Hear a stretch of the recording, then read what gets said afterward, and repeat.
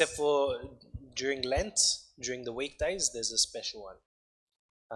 But usually it's Alelo Ajev, maybe whenever you're fasting. Um, so yeah, that's the first thing that's different. But we should all know Alelo Ajev Mevi, and then we also say Tishori. Tishori we say instead of Tai Shori on the fasting days.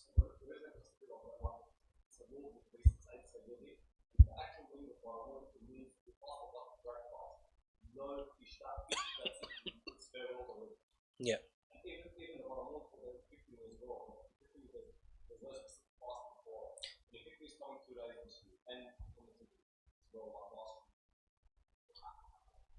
Yeah, I know. I know.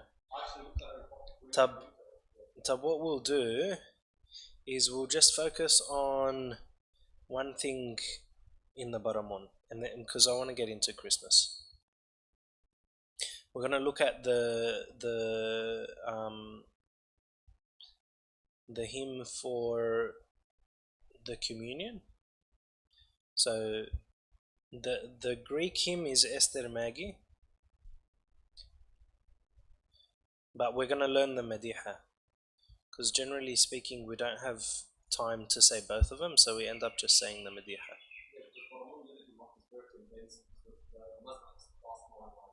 Yeah.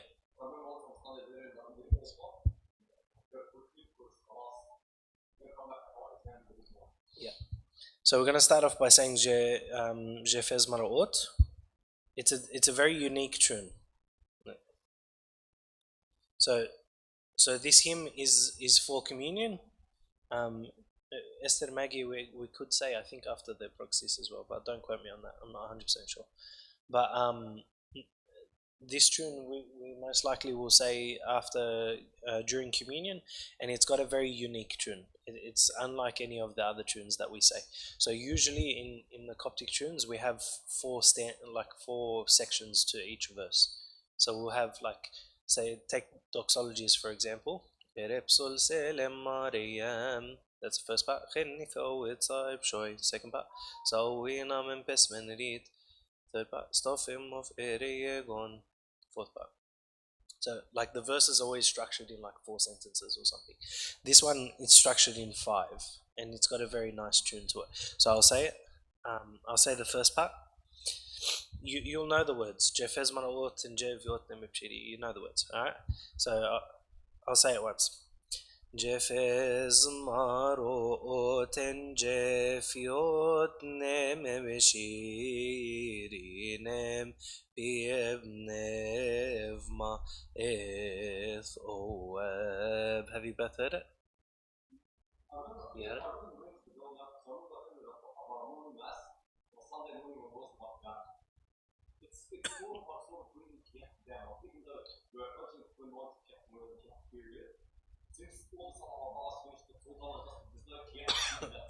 Yes.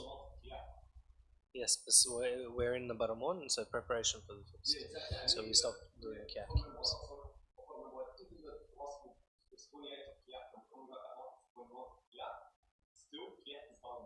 Yeah, yeah.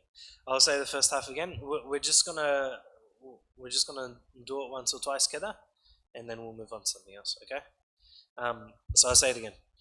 Jefez maroten jefiot nem beshirinem biebnevma eth oeb. That's the first half. So you notice Efiot goes up and then Epshidi goes down. And then we kind of end the tune a little bit in Eth Oeb.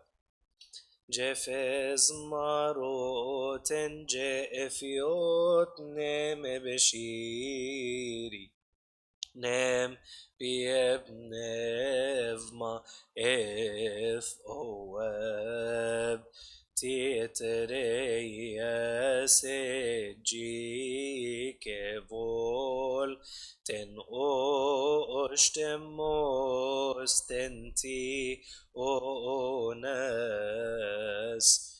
fok bebi o ushani ene. I don't know why that part's missing. It's not. That's 150. No, it's not in there. I don't know why. It should be in there.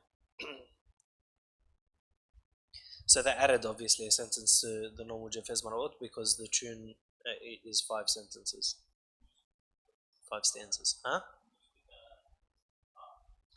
A little bit.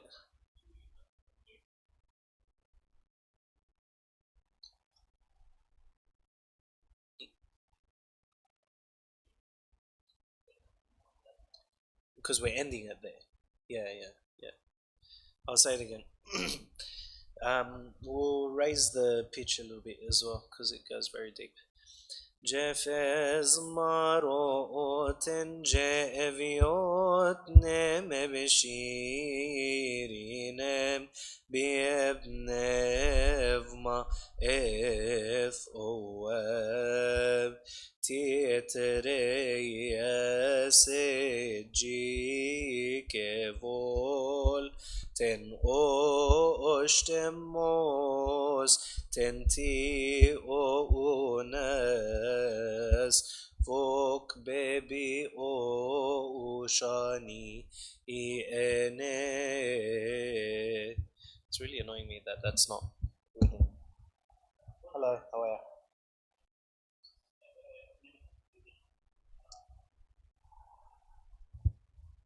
I don't know why it's not included. Let me try and find it on a different site.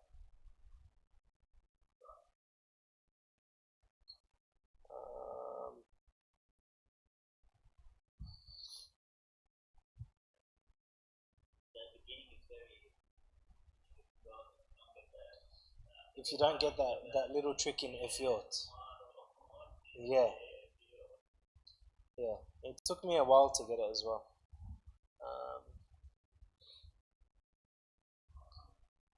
I don't have it.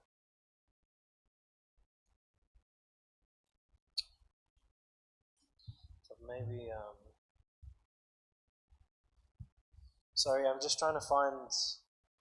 There's words on Coptic Reader that aren't right for this hymn, so I'm just trying to find it. How I open it? Huh? I wanted to go into Christmas hymns. So we're starting with the Baramon, which is the day before, and then we'll go into Christmas hymns. But the Baramon it follows the normal kind of fasting tunes. So you'll notice, for example, we swap out Vaibebi for Jev Mevi when we fast. Yeah. So in the Baramon we'll say Alleluia Jev Mevi. We'll swap out Tai Shorty for T Shorty. Yeah. What was I looking for? Am I gonna find it in here? Oh, there we go. I found it. Never mind.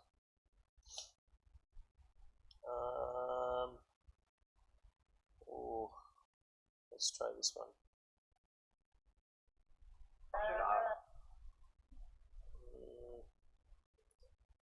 They only have, yeah, 1 second. I will.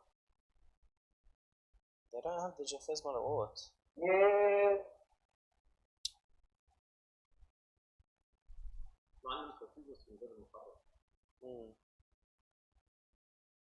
Malish. It doesn't have it. We'll stick with Coptic reader words.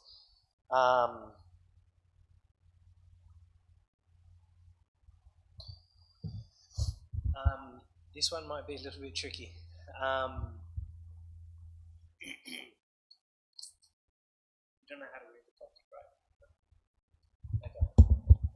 I can probably type it up.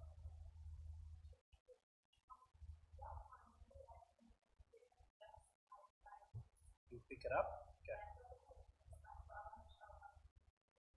We'll do it a couple of times. We'll do it a couple of times in Coptic, and then maybe we can do it in English, and then we'll pick up in English as well. Although I don't really know if the tune. Maybe we'll do the Madiha. We'll do the first verse of the Madiha in English.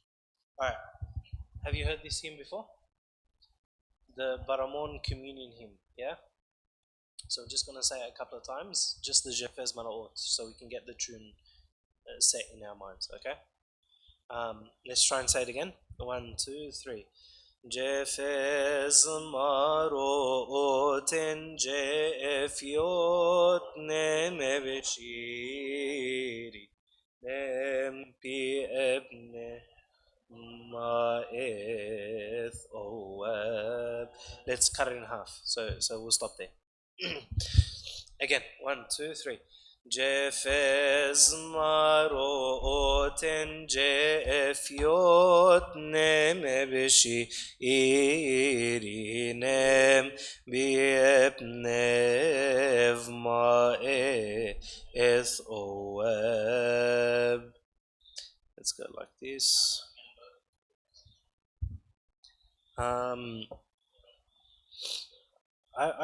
I don't know if it has any similarities to any other hymns. I'm not too sure.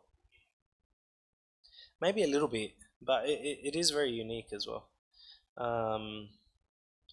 J F S Marot Ro Ro. This is gonna take me a long time. Let's say it again. 1, 2, 3.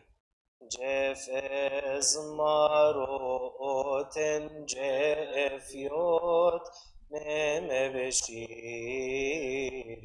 nem bi ebnev ma eth oab. Again, one more time. 1, 2. Wait, Jefez maroten jefiot nem beshiri. Yalla, 1, 2, 3. Jefes maroten jefiot neme beshiri nem epnev ma eth oab. Very good.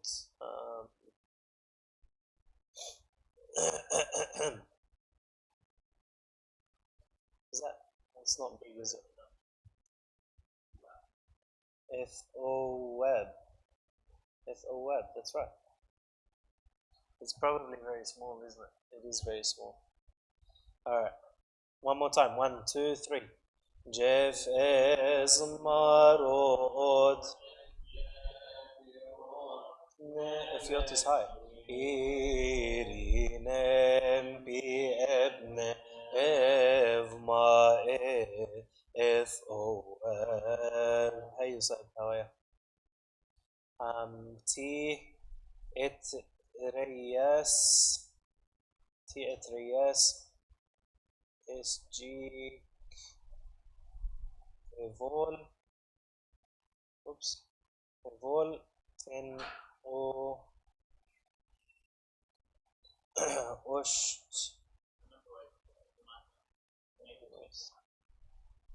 A little bit, yeah. Matt, but you have to try and forget about those other tunes.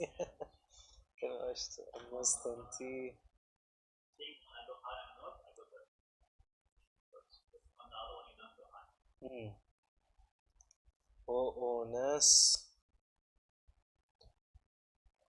Fok, Be, Be, Bepi, O, O, Shani, Ene. Alright, let's do it again. Sorry if it's so small, I can't make it any bigger. I don't know how to make it any bigger. You're a genius. You told me that last time as well, and I forgot. Alright, beautiful. Save. Why is everything being very annoying today? Sorry, where are my screenshots? There it is. Alright, there we go. Is that better? Let's do it again. 1, 2, 3. Jef esmaroten jef yot nemevishi irinem biebnevma eth oeb. Just pause there for a second. Ipshiri, there's like an extra bit before we go to the ri. Yeah? We'll say it again. 1, 2, 3. Jefez maroten jefiot neme beshirinem bi ebnevma eth oeb tietereyes esjikevol ten oštemos tenti ones fok bebi o shani ene. Do you guys know it? No? Don't worry, we're going to keep repeating it until you get it. So again, just to highlight, we got up in that first sentence, we got up in Efyot, we go a little bit long in Epshiri, and there's no breath between Epshiri and Nem in the second sentence, okay? And then we do Nem, Piep, Nevma, Eth, Oab. So Eth, Oab is pretty low, okay? Let's do that first part again. 1, 2, 3. Jefez marot and Jefiot. Sorry, again. 1, 2, 3. Jefez marot and Jefiot nemebishi irinem biebnevma eth oeb tietereyes esjikevol. We're going to stop there. So vol, we're going to start to go up after that. Ten osht. Yeah? But let's repeat the first 3 sentences again. 1, 2, 3. Jefez maroten jefiot nemebishi irinem biebnevma eth oeb ti epshiri. Is it what or what? No, epshiri. So I'll say it again.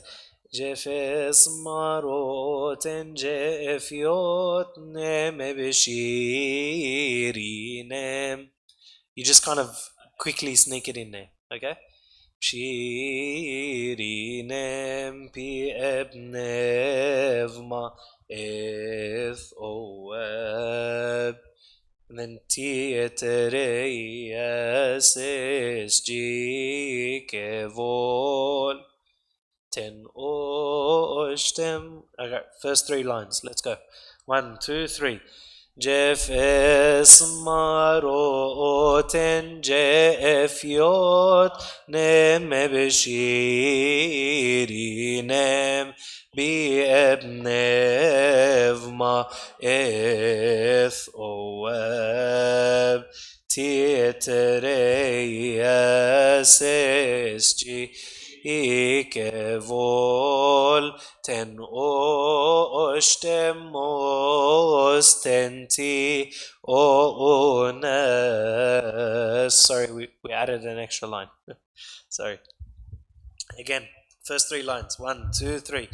Jef es maroten jef yot neme beshiri nem pi ebnevma eth oeb tieterei yases jike volten o oshtemo. Oh, we added the 4th line again. Sorry. Again, one more time on your own. 1, 2, 3. Jef es marot Fiot nemepshi irinem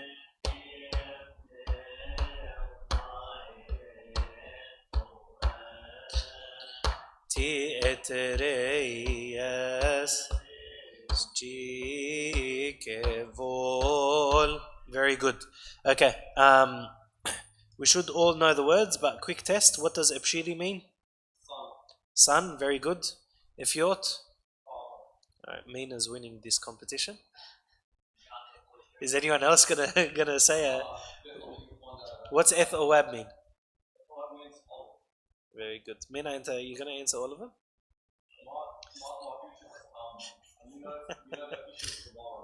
Tough. Let let some other people answer.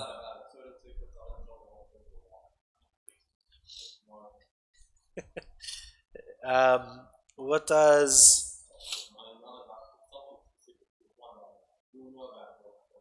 Efes Maraot mean?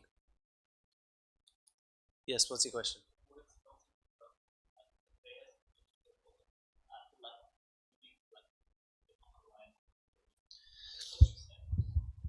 Look, we know that Jefez Maraot we say in a bunch of other tunes, right? So Jefez Maraot is like a concluding verse that we say for a lot of other hymns. What I think they did, but this is just my opinion, I don't know for sure. But what I think they did is because this is the concluding verse, like whenever we do Medayah in any other time of the year, we'll say Jefez Maraot before the Medayah, before the melody. Yeah. But with this particular melody, because it's 5 verses, it was very hard to put Jefez Maraot on those 5 verses. That's why the tune doesn't really kind of match, and also they added the extra line. That's what I think happened.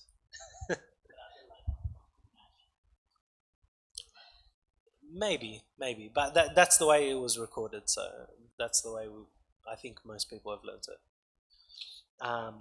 Let's say it again. First 3 lines. Yalla, 1, 2, 3.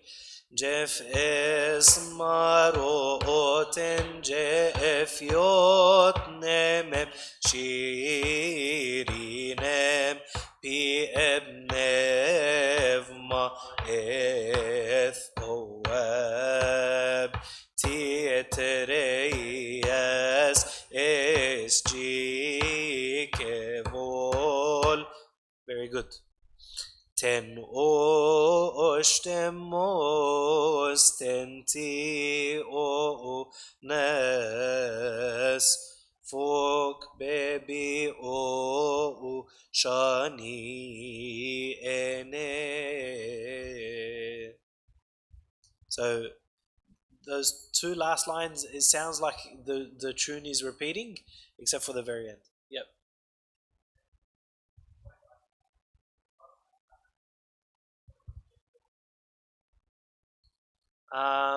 Potentially, I've heard some recordings where they say J for baby or, but I've also heard some recordings without the J. Tenti o unas J fok baby o shani ene. So that's if you say the J. Hey. I don't think so. Because we only say this hymn once, like one day in the whole year, a lot of people don't really know it. And also, a lot of people don't really attend the Baramun liturgy. So I'm not too sure. Like even the words on Coptic Reader, they don't have that last sentence in Jefez Maraot. So I don't know. We have to check the books, the Khedmet Shamas books. I don't know. I might be wrong on that. What's Coptic Reader say? Etjik. That was my mistake.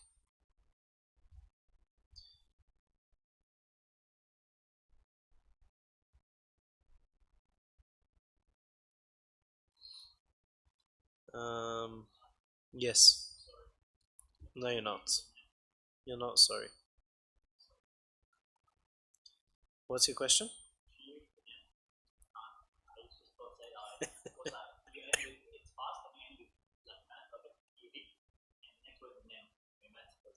Yeah, you have to breathe before it.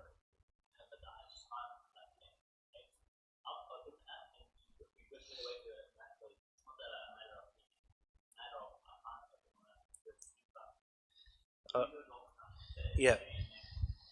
جفز مروت جف يوتنم بشيرينم بي ابن.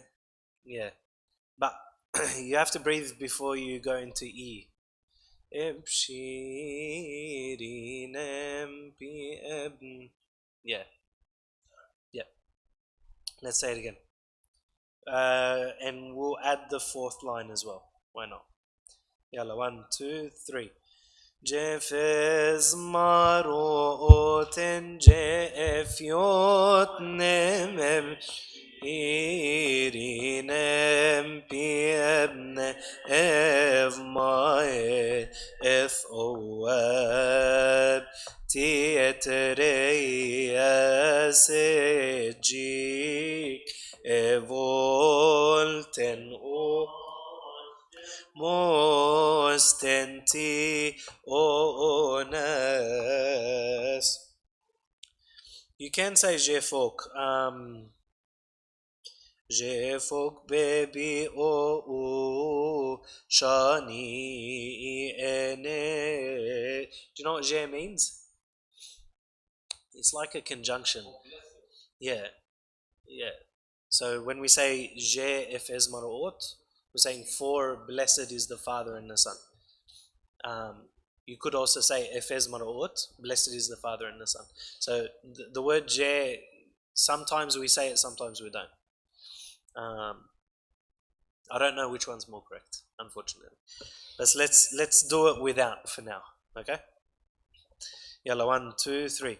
Jeff is maroten Jeff yot nemebshi irinem bi ebnev mae eth oab tietereyas ejikevol ten oштemos tenti onas fok baby o shani ene. Usually we don't play the daf for this because of that ending. You can't like continuously play the daf.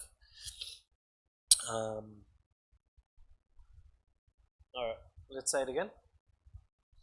There's no tissues. Yeah, can you get me up? Yeah, I'll give it back. I promise.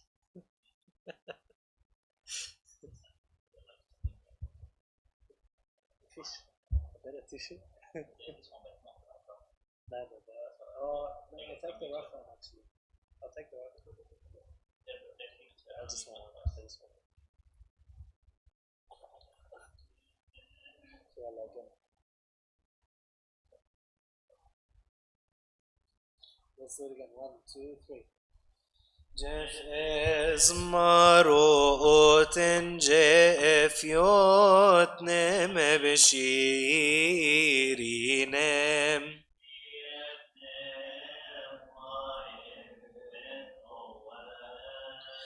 Tietereyes ejikevo olten o mostenti onas fok baby o shani ene shani ene. Yeah. Yalla, again. We'll say.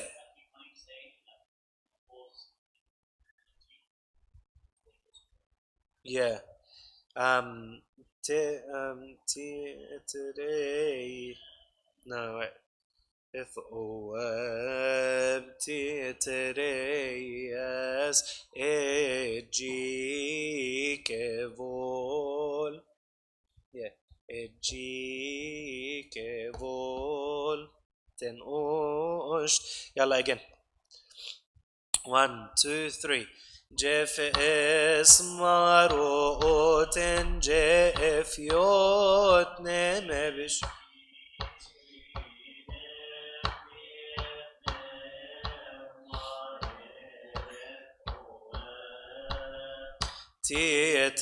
تيتريس جيك فول تنقشتموس تنتي onas walk sorry it keeps moving on its own walk baby oshani ene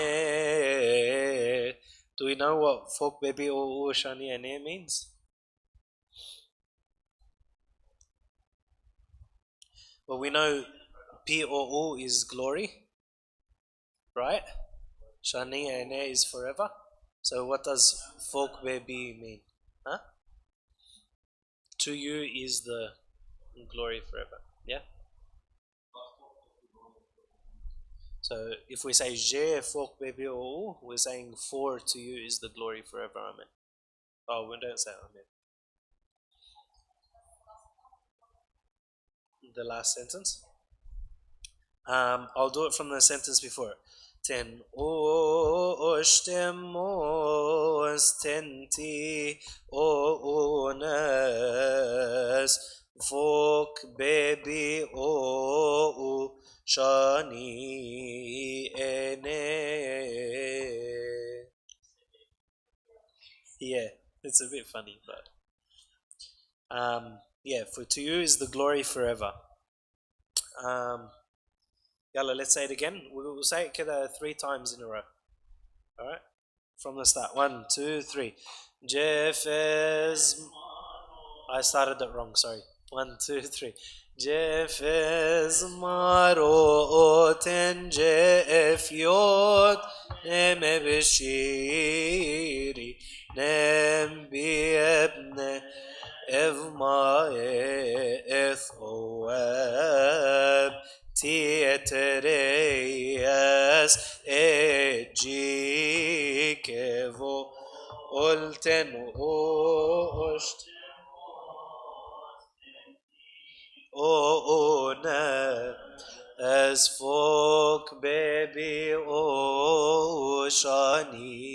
ene. So when we're saying it without the j, we go a little bit long in the first word. Yeah? Folk baby o shani ene. Yalla, let's go again. 1 from the start. 1, 2, 3.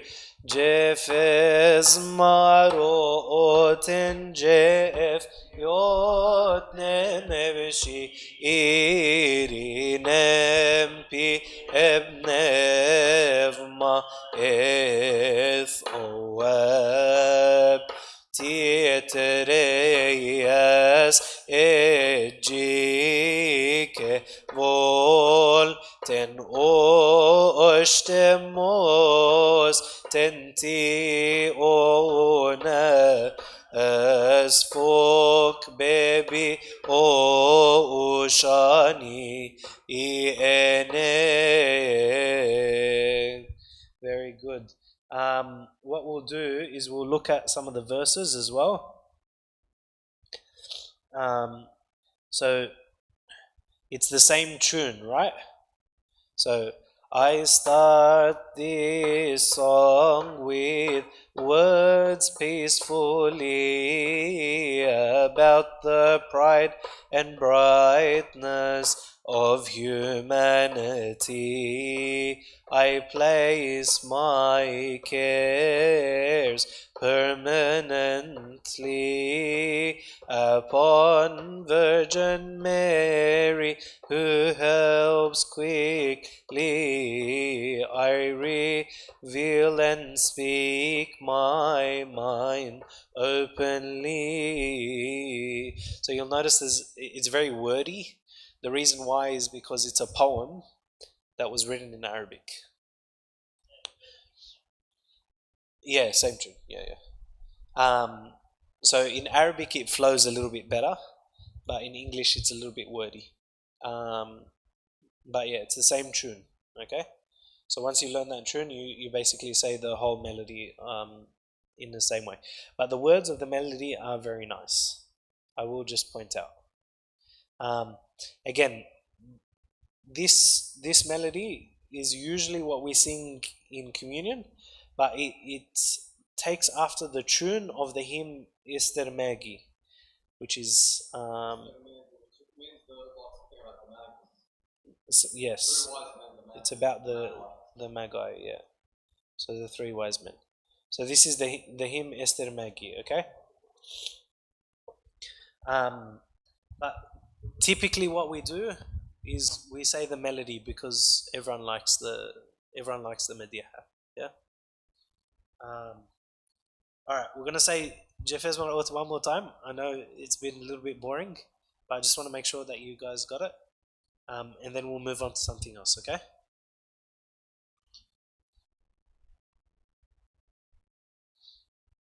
Sorry, what was your name again?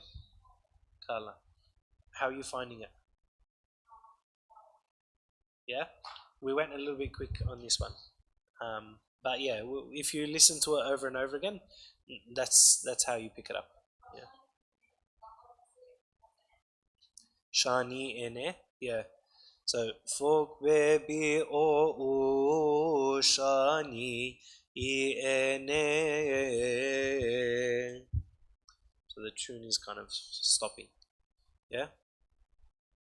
Let's say it again a couple of times, and then maybe it'll be easier. One, two, three.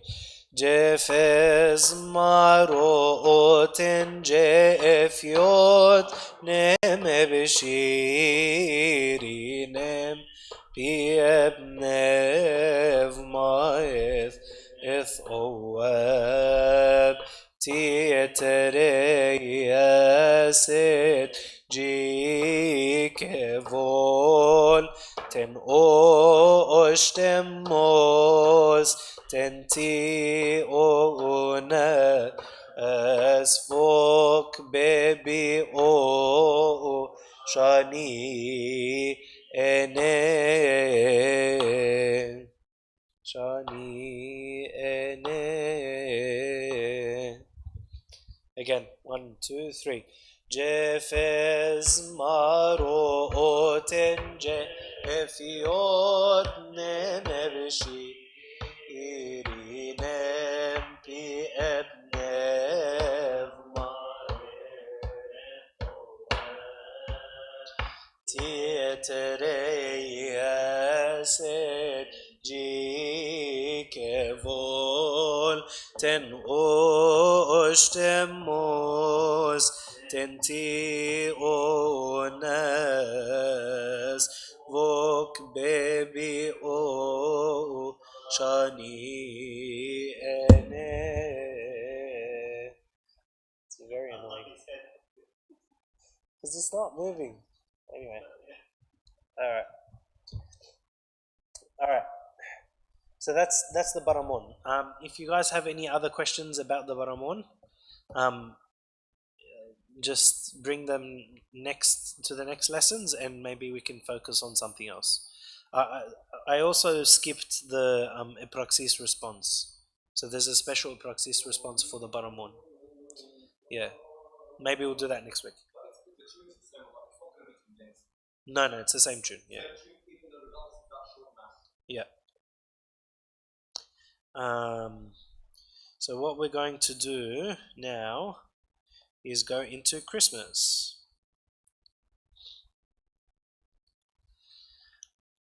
If we have time, we'll look at matins. Um, yes, Beckett, yes. But we're gonna skip matins and we're gonna go straight to the mass, the Christmas mass, Christmas liturgy. Okay. We're gonna start from the very beginning.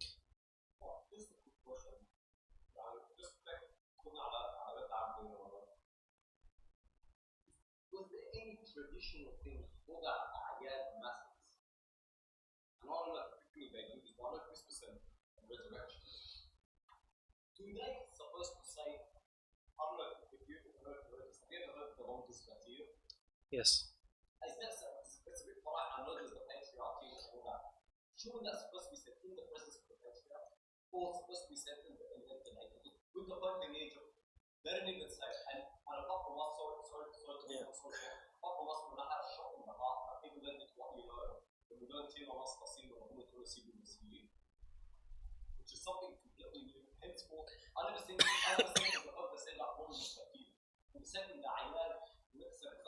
I, I don't know about the Longes Batir being just for when a Pope or Bishop is present. Maybe Mina might know. You can ask Mina. I need to finish. A lot of churches, what I feel like what they did was they took some of those papal hymns and they started saying them in the feast days as well. Um, Mina might know. Mina might know. But let's let Mina do his part first, and then if you have questions, you can ask him. Okay. Malish, we ran out of time. We didn't do anything today. We just did Jeff's Marot, but that's okay. ما هنبتدي حاجة جديدة like it's we're not gonna have time to go through something new. So that's okay. But what you have to say is very important. So Mina's gonna start to talk to us about Christmas, just to prepare us for some of the things that we're going to learn. Okay. So the aim of a lot of the hymns is for us to kind of learn our faith. Yeah. So as we're singing them, we're not just singing them like parrots, huh, Naji? Naji, because I had this argument with you before. So we're not just singing a haga. This is the stuff that we're going to be thinking about when we're singing. Yeah. All right. Nah, I just like picking. I just like picking on you. That's all. A hagat. Okay. Um. All right. Come, Mina. Um. No, it's got you connect to.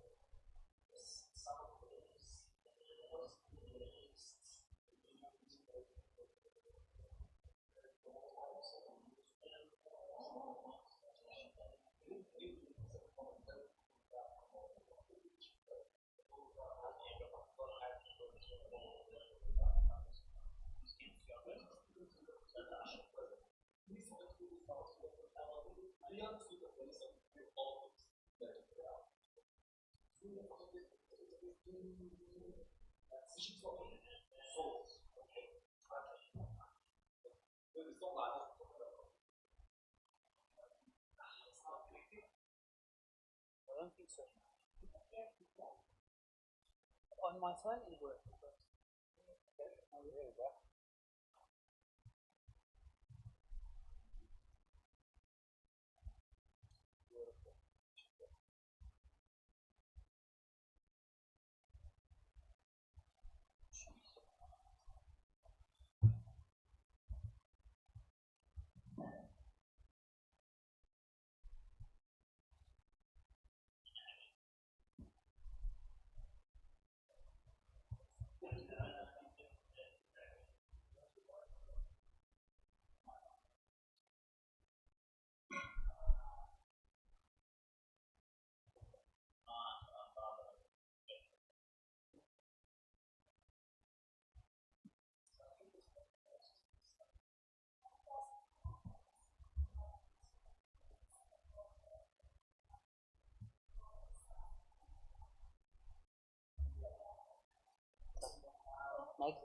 Do you know what's the password for the CH servants Wi-Fi?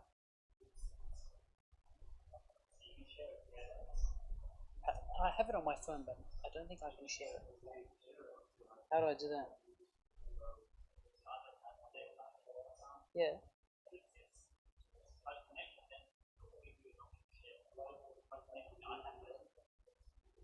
But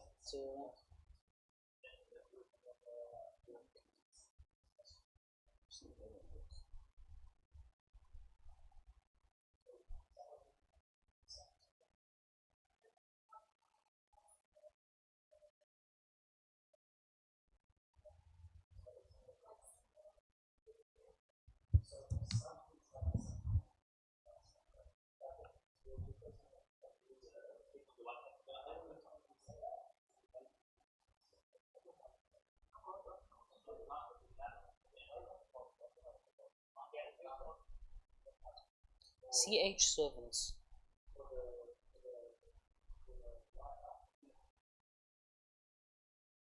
I think I got it from Magdi last time.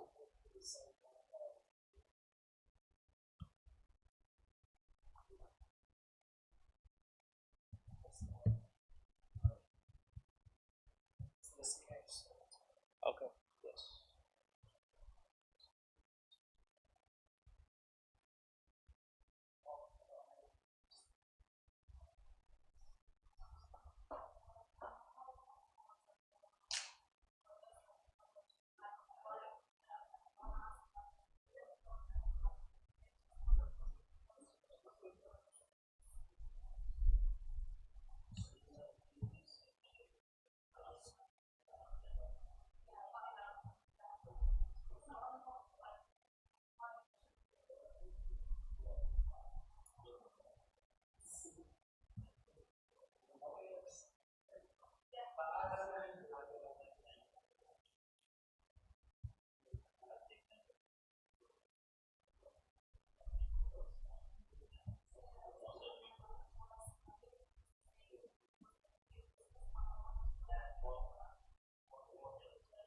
Yeah, thank you. That works.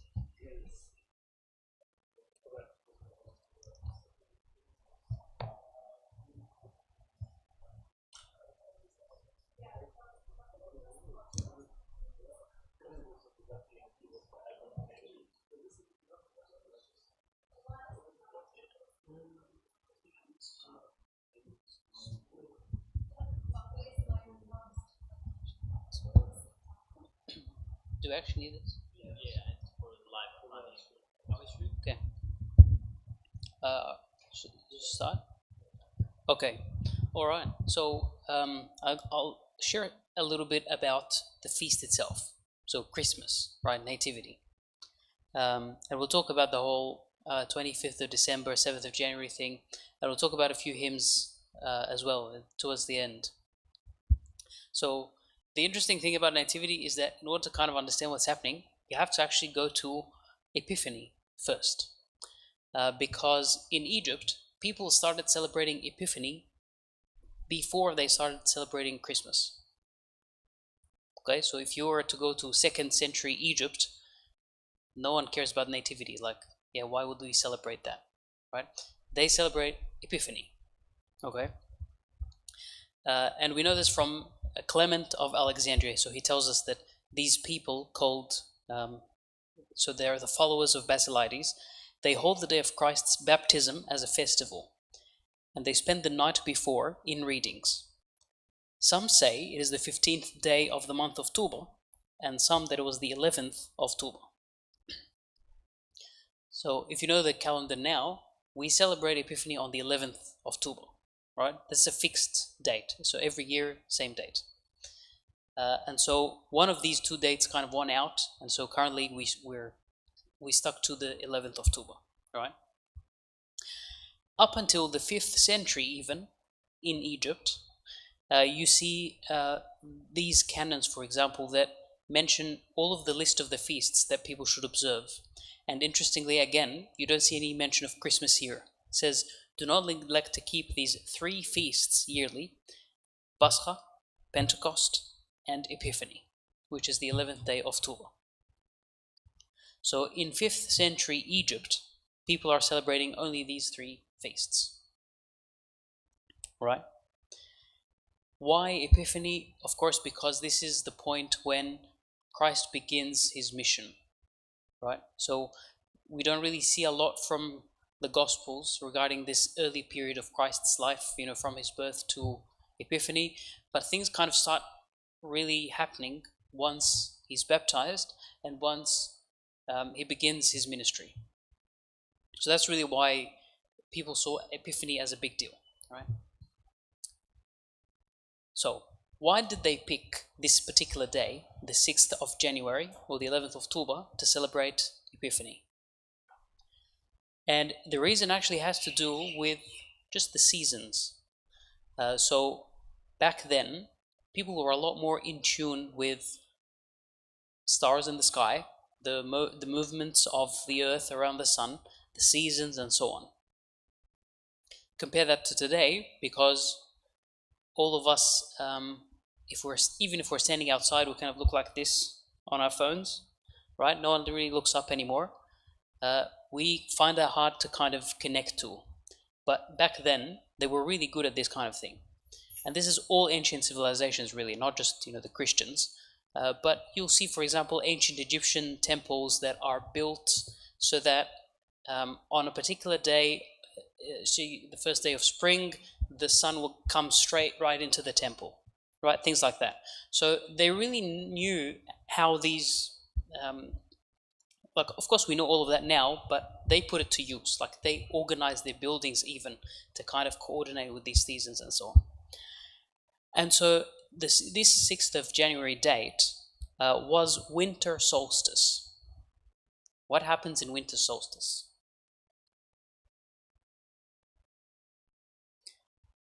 Winter solstice is the longest night of the year.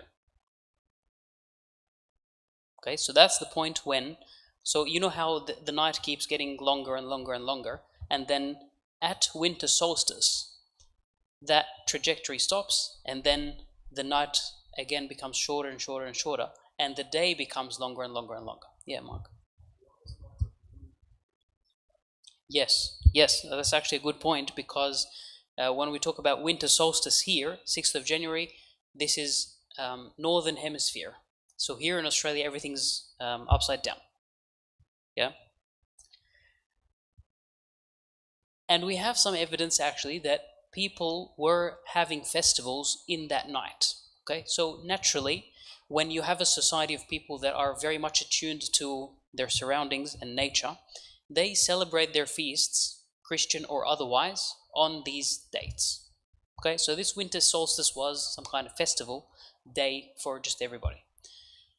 And this was the day that Egyptians were celebrating Epiphany, and we still celebrate Epiphany on that day today. Yeah? So, that's easy enough.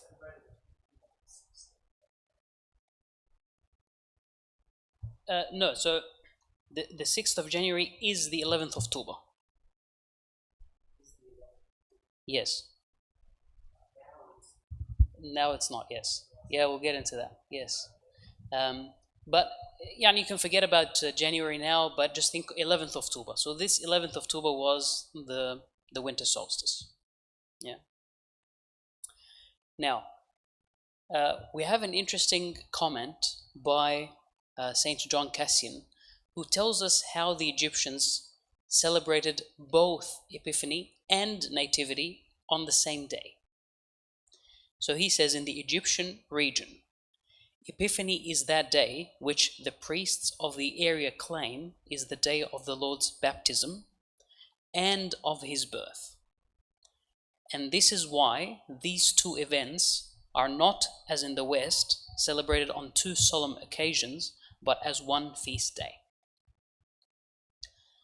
John Cassian is not an Egyptian, so he's speaking about what is happening in Egypt. And he knows of people in Egypt who are celebrating both feasts on the same day, 11th of October, in Egypt. And at the same time, he tells us that it's actually not the case in the West. So in the West, of course, it doesn't mean the United States. He means the western part of the Roman Empire. So this is Europe, right? So Rome, for example, would be west. Yeah. And so what's happening west is they have two different feast days, one for Nativity and one for Epiphany. Egypt, they celebrate both on the same day. Yeah. Now, let's turn back to the west and see what's happening there. When are these people celebrating Christmas or Nativity? They're celebrating on the 25th of December from the 3rd century. So 25th of December has always been really the day for Christmas. All right? And we actually know two things from this early period. We know that there was a pagan feast that a Roman emperor instituted for celebrating the sun god. We also know that Christians in Rome started celebrating Nativity in 3rd, 4th century as well, so around the same time. And based on these two facts, you'll always see the two arguments. One side will tell you, well, the Christians took the pagan feast and baptized it. Okay, so they're celebrating on the same day as the pagans. And you'll see the opposite argument that it was the pagans who copied the Christians and celebrated their sun god on the same day. In reality, both of these are actually related to what I've been talking about before, a civilization that just knows the seasons. So the reality is both of these are actually dependent on the motion of the sun and the earth to celebrate their feast, Christian or otherwise. Right? So no one is really copying from the other. It just so happens that, well, this is the day that any feast would be on. Right?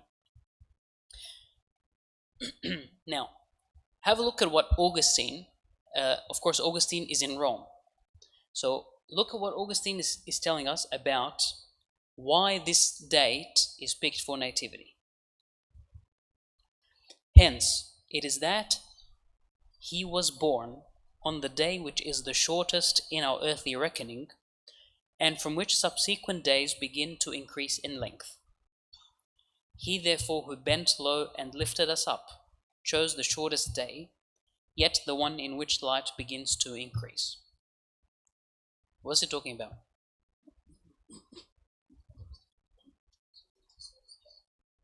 He's talking about winter solstice again. Right? This is exactly the description of winter solstice. Right? The day is shortest, the night is longest, but the night is about to get shorter, the day is about to get longer. Okay. Now, if we actually look at how Romans organized their calendars, the 25th of December was winter solstice for them. Okay.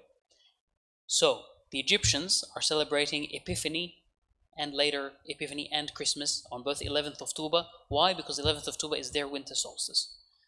The people in Rome are in the West celebrating on the 25th of December because it's their winter solstice. Why is winter solstice different between Rome and Egypt when it should be one day, right? Because all these are approximations, so people weren't really very accurate with their calculations back then. So 25th of December was kind of like, yeah, it's about right, and that was the fixed date. And it was the same for Egypt as well, right? Well, yes, there's an interesting part as well, because in Australia everything's upside down. Now, the first mention of Nativity as an independent feast in Egypt is from the 5th century. So, look at this. The homily of Paul, Bishop of Emesa, so this is some bishop, delivered on December the 25th, the year 432, in the great church of Alexandria, the blessed Cyril presiding. So this is Cyril of Alexandria. On the birth of Christ, and that the Holy Virgin Mary is Theotokos, and that we do not speak of two sons, but one son, Lord the Christ. So there are some kind of theological content to the homily, but the important bit here is the date. So it's delivered on December the 25th, and this is a homily on the Nativity of Christ. And so this tells us that actually when Egyptians started to celebrate Christmas, they also celebrated on December the 25th. Because that date, that festival, Christmas as an independent feast, is a Western feast, right? So it was imported into Egypt, and when it was imported, they also took the date with it. December the 25th. And they just kept 11th of October for Epiphany. Right? Notice, by the way, the date. So this is a nice thing to think about, because the winter solstice means the light is about to shine more, right? So this is what nativity is all about, right? So Emmanuel, God is with us, a new dawn is coming, right? So the day becomes longer and longer, right? So he is the true light of the world that shines on our lives. So that's really the connection with winter solstice. Now, this is where things get mixed up, all right? So, number one, this is easy, we talked about this.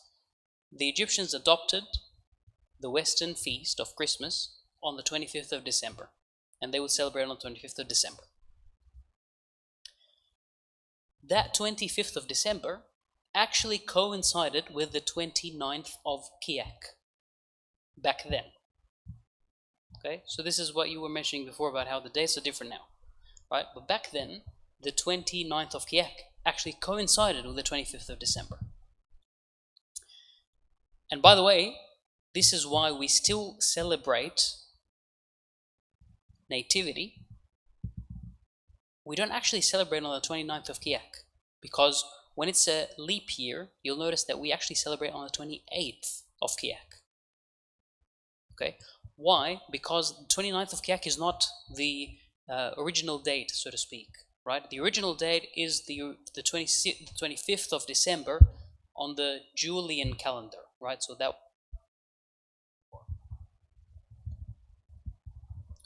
Right? I think I just muted it by mistake, Mark. Thank you. Okay. So far so good, right? So far, both people are celebrating on the same day. The Egyptians are happy, it's the 29th of Kiahk. The Romans are happy, it's the 25th of December. Okay?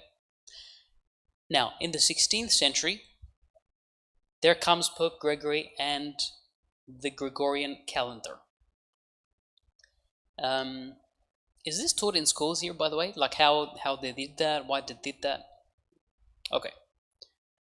So, do you know what happened? Okay. So, essentially, they realized at the time that they were mistaken in how long a year should be. So, how long is a year supposed to be now? 365 days, 0.25. So, yes, so that 0.25 is why we have a leap year every 4 years. Okay, right? Because there's a quarter of a day. Now, it turns out that it wasn't actually 0.25, it was 0.25 something, something, something. So there's a bit of a fraction there.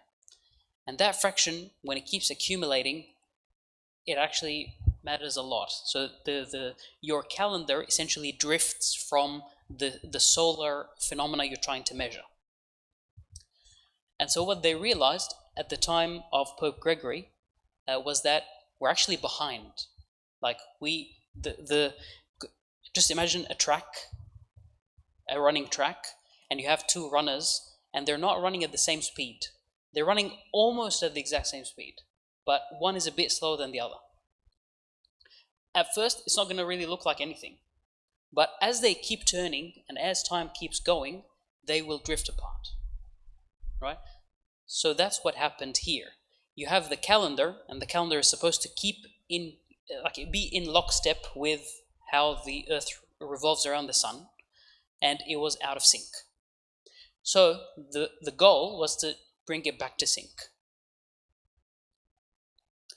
And how they did that was the following. In the year 1582, the 5th of October was followed by the 16th of October. Okay, so they slept one day, today's the 5th, tomorrow is going to be the 16th. Okay, we're going to jump ahead. And that's why if you're actually looking at historical calendars and so on, there was no 6th of October 1582 or 7th of October 1582. Like these days didn't exist, right? Because we jumped. And then after they jumped, they adjusted the rules for leap year a little bit, So we don't actually have a leap year every 4 years. There's also some additional rules that we apply. And that meant the calendar will stay in sync with the Earth's rotation. Everything's good. And so in 1582, because of that jump that they did, the Egyptians celebrated Nativity on the 4th of January. Right? Why? Because they're still stuck in the Julian calendar and the Coptic calendar, right? Because when that Gregorian calendar was instituted, it didn't really happen in the whole world. It just happened in Rome first and kind of started to spread.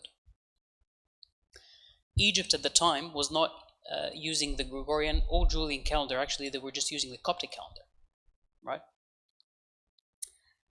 Now, when we finally adopted the Gregorian calendar, this was actually relatively recently, 1875, we replaced the Coptic calendar with the Gregorian calendar. All right? And, of course, in Australia here, we use the Gregorian calendar. And so, this is really why the dates are different, because the Julian calendar, which was before the Gregorian calendar, they jumped to fix that gap. The Coptic calendar, we didn't do the same thing, right? And so we are out of sync with the Gregorian calendar, and will continue to be out of sync, and will continue to drift apart, right? Because again, the rules for the Coptic calendar assumes that the day is 365.25. We don't have the additional rules to fix up the miscalculation. And so in the year 2100, we will actually celebrate Christmas on the 8th of Jan, not the 7th of Jan. In the year 2200, it'll be 9th of Jan. So every 100 years, we'll add a day. We'll have to add a day, right? So again, two runners, and they continue to go out of sync,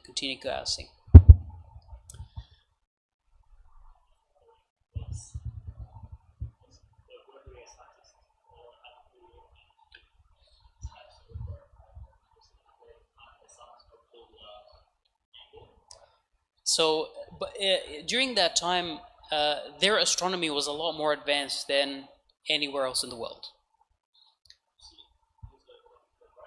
No, this is the Roman Pope, Catholic Pope.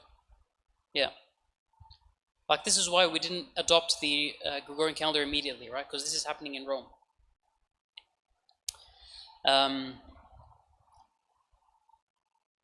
And so the important thing to remember is the feast we're celebrating actually was the 25th of December and was 29th of Kiahk at the same time, right? Because the calendars were in sync. Now the calendars are out of sync.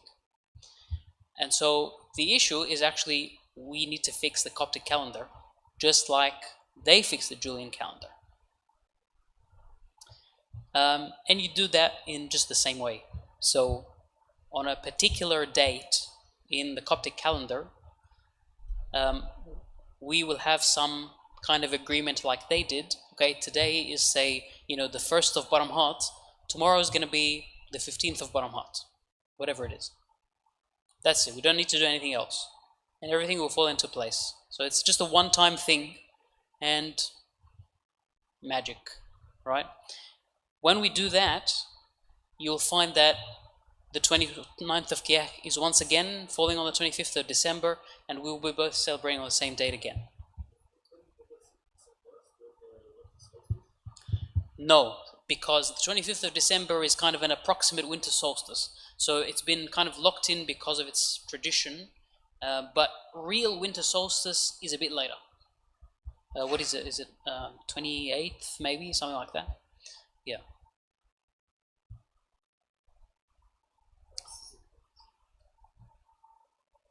25th of December.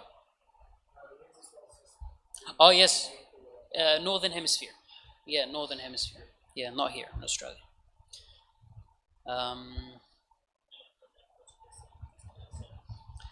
Yes, because we know now, even more, that the Gregorian calendar is certainly more accurate than the Coptic calendar and the Julian calendar. Okay? And so we ought to also do that correction so that we're kind of in lockstep again. Yeah. So that's that part. Now, a few minutes on some hymns that you hear during the feast.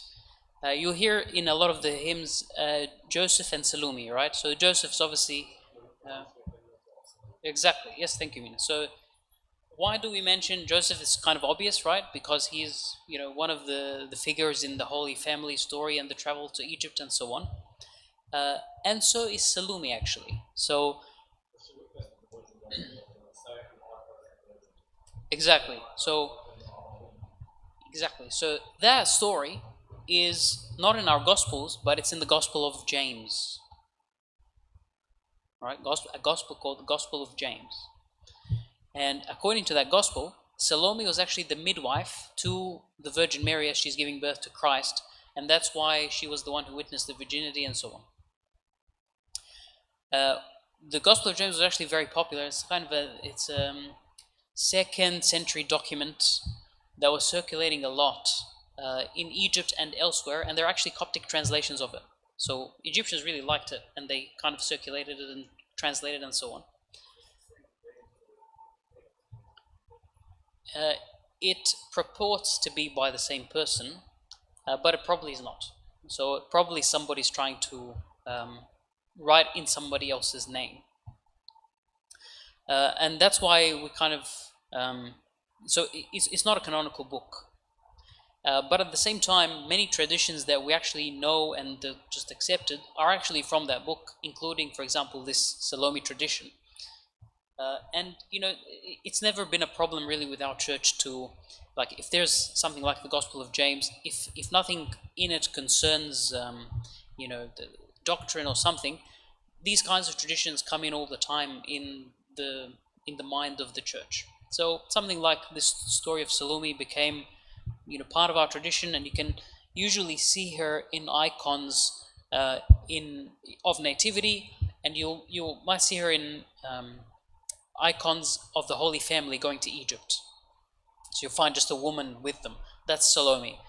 And where the arrow is over here, this is her with Mary, right? And this is Christ in the middle. So this is events of the birth, right?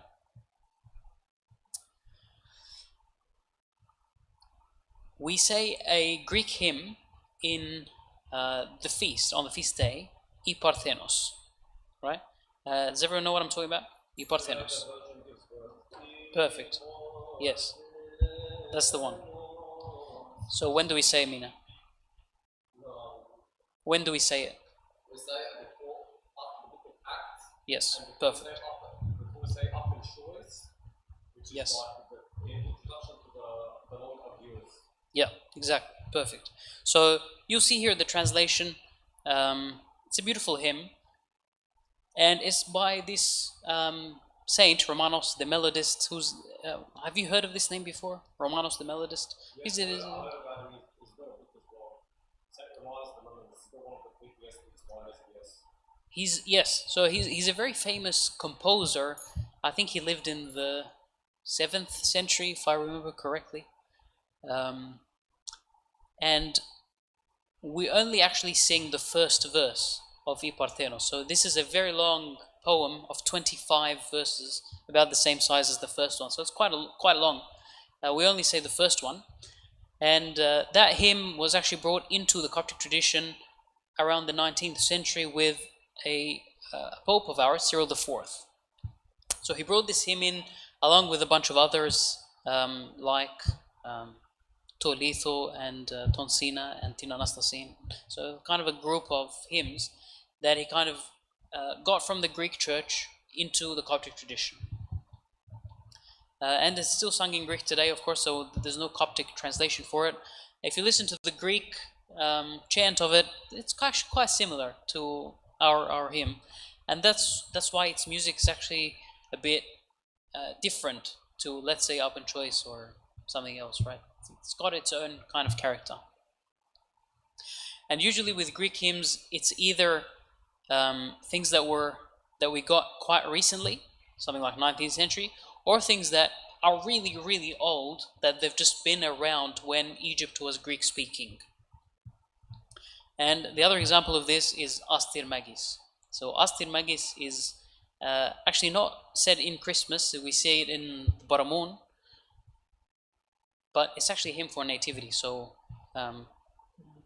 there's really no reason why you can't say it in nativity, because it just talks about the nativity. So this is a Greek hymn as well, although this hymn is one of those very, very old hymns, most likely written sometime in the first millennium, and it was still preserved. So if you look at manuscripts, you will find Aster Magis, but you won't find I Parthenos, right? Because I Parthenos is quite recent. And this is the original tune upon which you have the Madiha, the Ana Awwal Kalami, that people usually say, right? And you see here on the right hand side, this is the hymn, and this is the translation. You won't find the translation in Coptic Reader, but you will find it in Synaxis.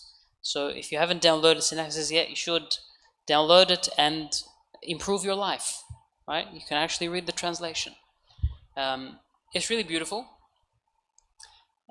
And what is unique about it is that it's got, each verse is split into 5 stichons, or 5 parts, instead of the usual 4. Usually with Coptic hymns, you'll find each part is split in 4. This is split in 5. And you'll notice this is why when we say Jafes Mar'ot before this hymn, there's a little bit they kind of add on after it, right? Why? Because it has to kind of match the 5 stichons in the rest of it. So we add that last sentence. We don't really know who wrote this. It's been part of the tradition as far as we can see in the manuscript. So in a 12th century Coptic manuscript, we see the hymn. So it has been part of the Coptic tradition for a very long time, but we have no idea who wrote it. It's probably just anonymous. So it's like some composition, somebody wrote it, and he didn't really sign it or anything. Interestingly, when you look at some of Romanos's hymns, he actually signed them. So you can kind of tell, okay, this is Romanos. But nobody signed this one. We can't really tell where it came from. Just like Sarkis. Do you know Sarkis? Whom we mentioned in Arab Salil? Like, he signed it, right? So that's really the story between, the difference between something like Aster Magis, old Greek hymn, and something like I Parthenos, a bit recent in the Coptic tradition, but still old in itself in kind of the Greek church, but import. Right? And that is all. That's it. Thank you very much. Don't know if I have something. Does the day actually matter? It matters in the sense of Christian unity, I think, yes. It will be nice to celebrate on the same day as everybody else, especially since we used to do that. So we're not actually going to be doing a new thing. We're actually going to be returning back to how things always were. The 25th of December coinciding with the 29th of Kiahk.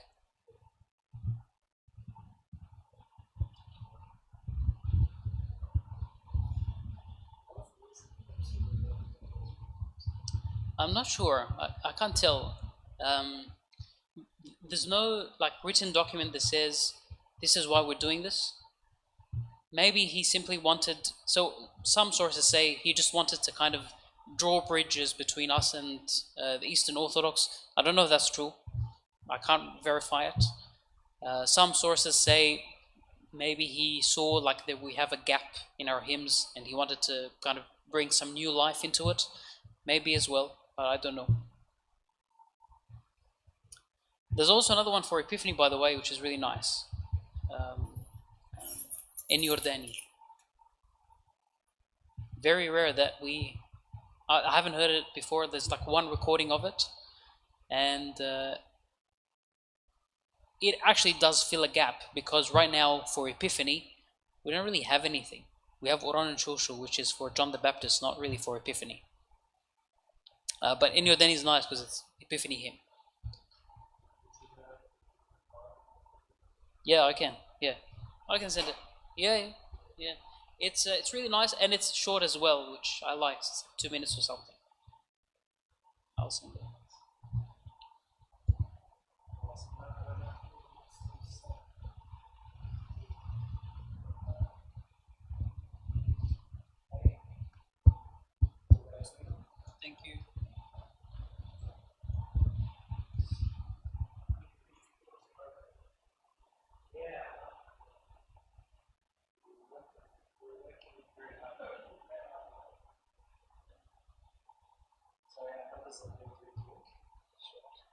Say again?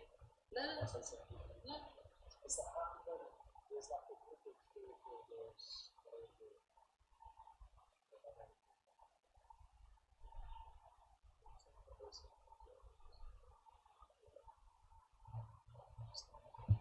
Hello? Hello? You too. I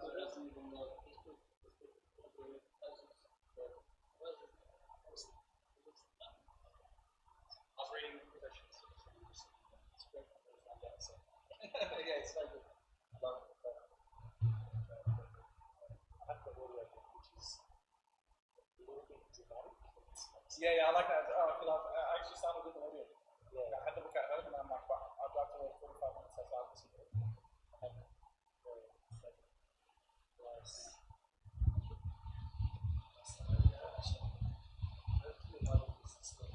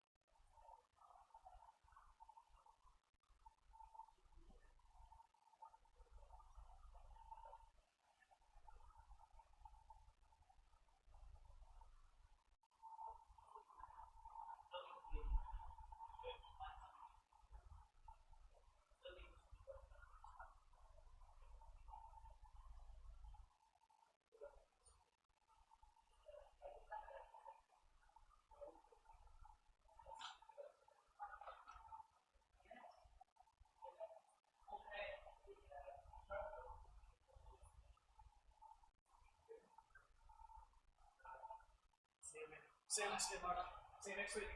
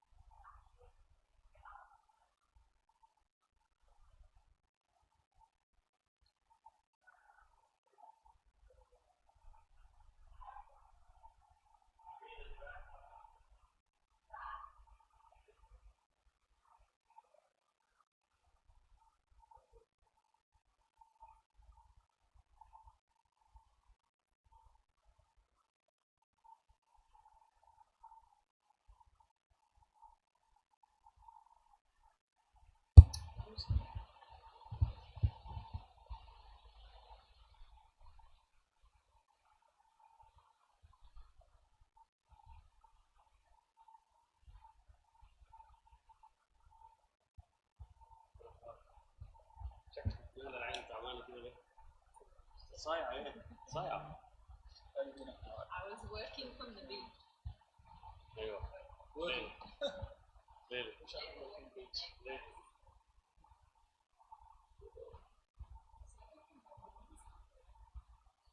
Some people have it easy. Not me. I'm a holidays.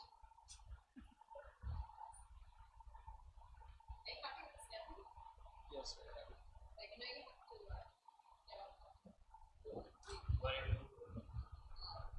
Like being there?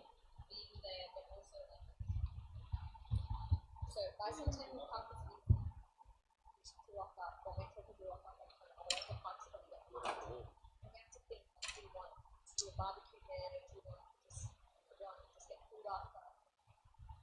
Like those sorts of logistics. Yeah.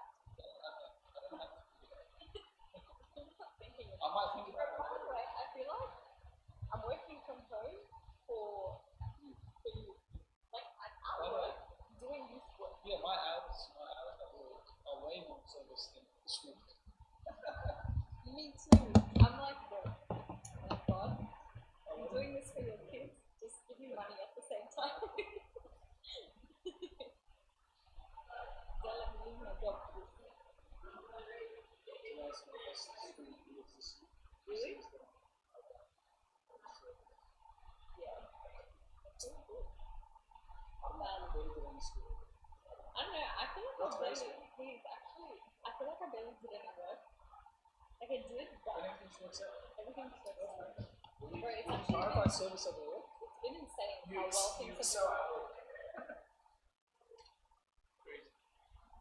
You know what though? I feel like that's actually been something that's been so consistent in my life when I prioritize, like not because it's an exchange, but when I prioritize service and church, Yeah, everything else works out.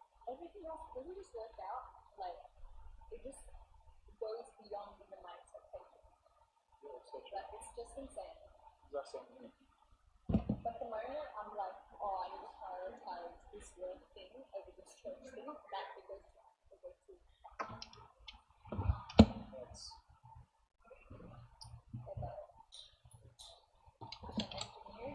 I've got everything in my pocket. The car's full of things. How many engineers do you think it would take to fix that? This depends. I think it looks like someone tried to fix it and they wore it out. Check like this, they wore it out.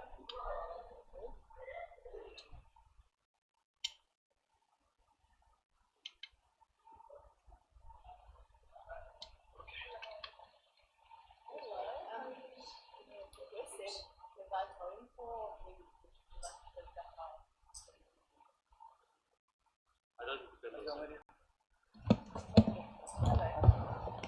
Pardon? Oh yeah, next week? 2 days left with the kids, and then another day. So on Monday, finish at 6:30 p.m. Why? because we've got Finland conferences. With Oh, our Yeah. and we've got it. So we've got the kids. Then we've got student conferences till 6:30. Then we've got the kids on Tuesday, and then student conferences all day Wednesday. And Thursday stuff for Wednesday, Friday, and then we're done. And then 2 days later. Oh, I finished this. I wish you guys go school holidays. I think it's hard. I'm working through like throughout the holidays. Not public holidays. You're working just throughout the whole business. I'm so excited to sit around and listen to some music. I love that. I actually love it when I have stuff like that. It's just a day off. I don't mind it, but then when I ask for work to come out of me, I'm like,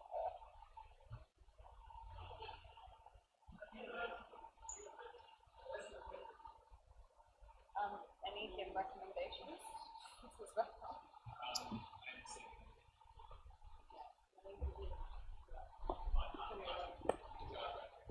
You can lead us.